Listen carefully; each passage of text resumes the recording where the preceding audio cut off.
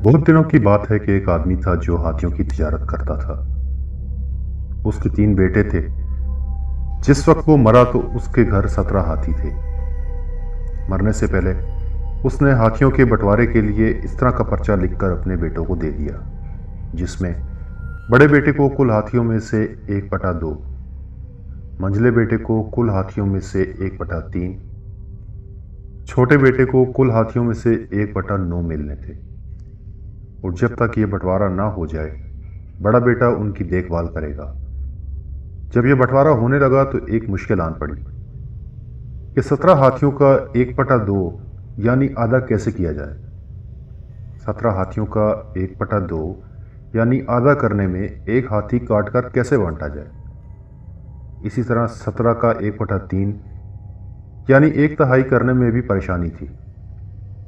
उस 17 का 1/9 यानी 9वां हिस्सा भी पूरा पूरा नहीं हो सकता था।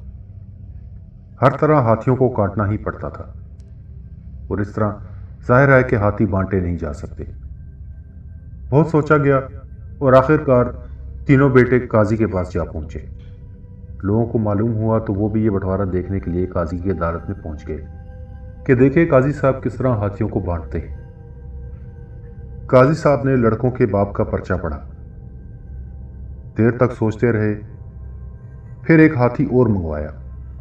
अब हो गए 18 हाथी।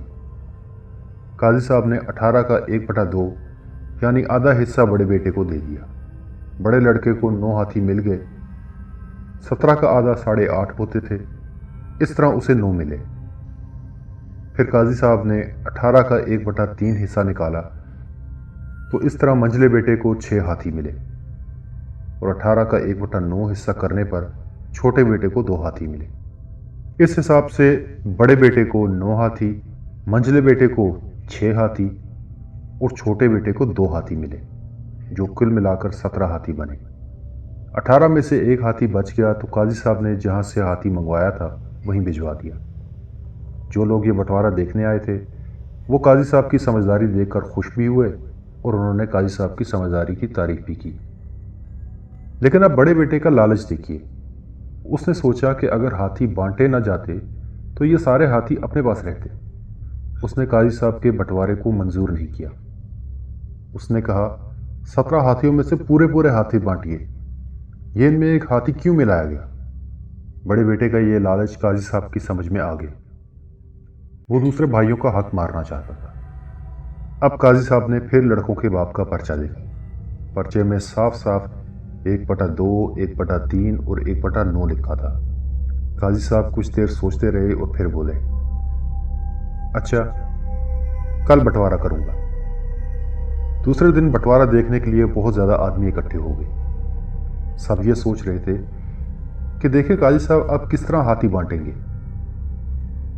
काजी साहब ने एक पुल के पास जाकर हुक्म दिया कि सारे हाथी यहां ले आओ। हाथी पुल के पास लाए गए तो काजी साहब ने लड़कों से वादा लिया कि आज जो बंटवारा होगा वो हर तरह मंजूर करना होगा। इसके बाद उन्होंने एक हाथी पुल के ऊपर खड़ा किया और 2 हाथी पुल के नीचे। फिर कहने लगे, देखो, तुम्हारे बाप ने बड़े बेटे को 1/2 हाथी दिए हैं। इसका मतलब यह है कि एक हाथी ऊपर और 2 हाथी नीचे। ये देखो, एक ऊपर और 2 नीचे हाथी। बड़ा बेटा ये हाथी ले जाए। इस तरह बड़े बेटे को 3 हाथी मिले।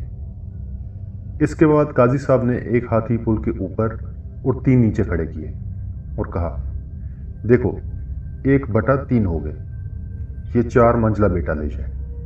आखिर में काजी साहब ने एक हाथी पुल के ऊपर 9 नीचे खड़े किए और कहा, ये देखो, 1/9 हो गए, ये 10 हाथी छोटा बेटा ले जाए। इस तरह बड़े बेटे को 3 हाथी मिले, मंझले बेटे को 4 और छोटे बेटे को 10 हाथी मिले, जो कुल मिलाकर 17 हाथी बन गए। यह अनोखा और निराला बंटवारा देखकर सब लोग दंग रह गए। वो बड़ा बेटा अपना सा मुंह लेकर रह गया, मगर अब क्या हो सकता था। यह आखिरी फैसला था।